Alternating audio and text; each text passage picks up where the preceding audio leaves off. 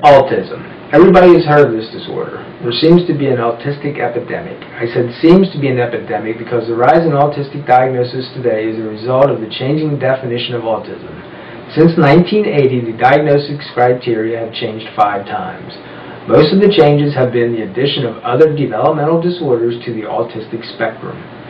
In October 2009, the journal Pediatrics released new statistics compiled by the CDC on the prevalence of autism, boosting the rate from 1 in 150 to 1 in 100. There are some autistic specialists that will tell you that more doctors are diagnosing lesser-known developmental disorders as autism so that parents can receive state and federal assistance that their child needs.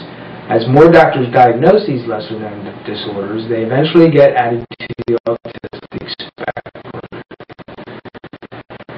This photograph behind me showing the number of children aged 6 through 17 who were served under the Individuals with Disability Education Act with a diagnosis of autism. The photograph shows the rise in autistic diagnosis for the year 1996 to 2007. It is in the same time frame that the CDC revised the definition of autism to include several new disorders. This photograph was provided by Wikipedia. Autistic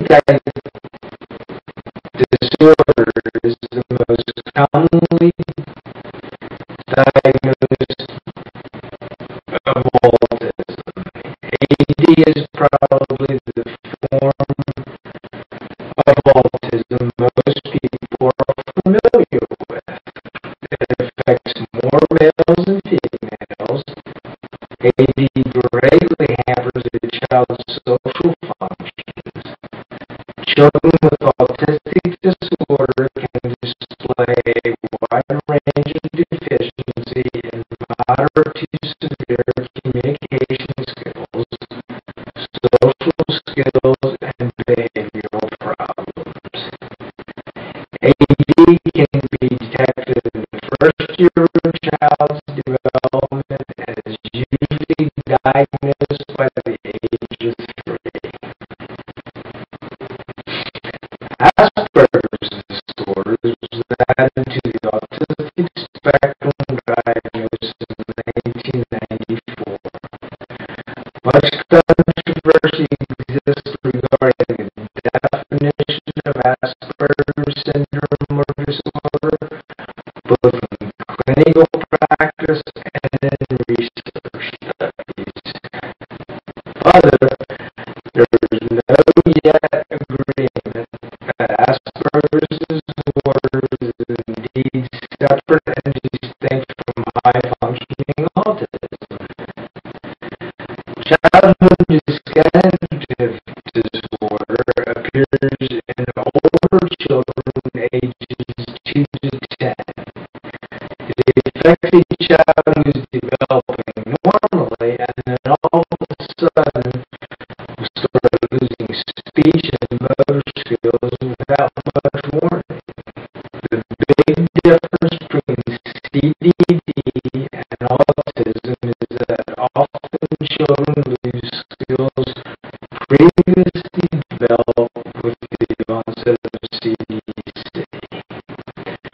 The rest of disorder affects only females and is very questionable as to its place in the autistic spectrum.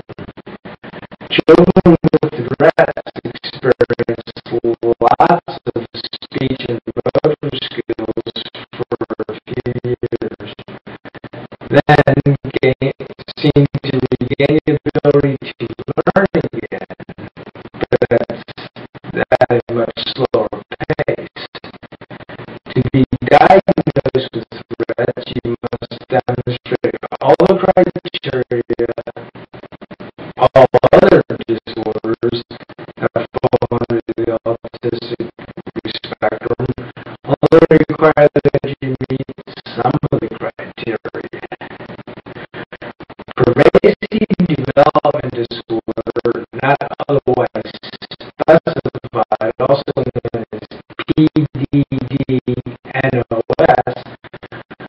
added in 1994 to the growing list of mental disorders included in the definition of autism. PDD-NOS is only given a brief description in the DSM-IV-TR and is the hardest disorder to diagnose. A diagnosis of PDD-NOS means that the child shares some of the criteria of autism, but not all of them. While some parents have to fight for help for their autistic children, far more services are now available. This has encouraged doctors to label borderline and ambiguous cases of autism. They know that this is often the best way to get the child some help. Once a child is diagnosed with autism, it is usually diagnosed for life. So if a child with a disorder that can be helped is misdiagnosed with autism, the label of autism will stay with that child. The massive broadening of the definition of autism, particularly at the milder end of the spectrum, is one of the main factors responsible for the rise. As the number of children with autism continues to rise, so does the strain on the healthcare professionals and educators who work to help autistic children overcome their disorder. There is no cure, but great strides are being made in the research and development of educational tools to aid the autistic child. Just as there is a spectrum of autistic disorders, there is also a spectrum of improved skills and abilities. So while the definition of autism continues to change, we as a society must continue to look for both a cause and a cure for autism. The number of autistic children is still rising, but so is the quality of the care they receive. Epidemic or not, we must find a way to change the definition of autism to include words, a disorder that no longer exists. Thank you. We will now take some questions.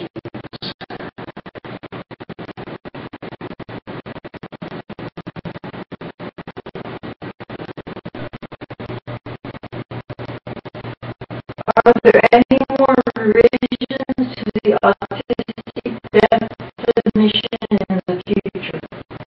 Probably. The American Psychiatric Association writes a manual titled The Diagnostic and Statistical Manual of Mental Disorders. Currently, the fourth edition is what the healthcare profession uses to make its diagnosis. In the year 2012, the APA will publish its fifth edition. Many experts expect the other disorders such as aphasia, Fragile X syndrome, and Landau-Kleffner syndrome will be included in the autistic spectrum. What are some of the advantages to having a child having the diagnosis of autism? First of all, it's always hard on the family when a child is diagnosed with autism. But with the diagnosis comes a sense of that there's help out there. The advantage of your diagnosis of autism comes from state and federal government programs to help autistic children receive the proper care and medical attention they deserve.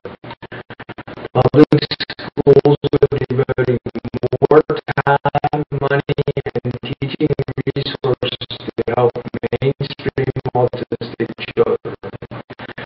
There are federal programs that offer financial aid to families with autistic children so that they can receive proper care. In the past, children with mental disorders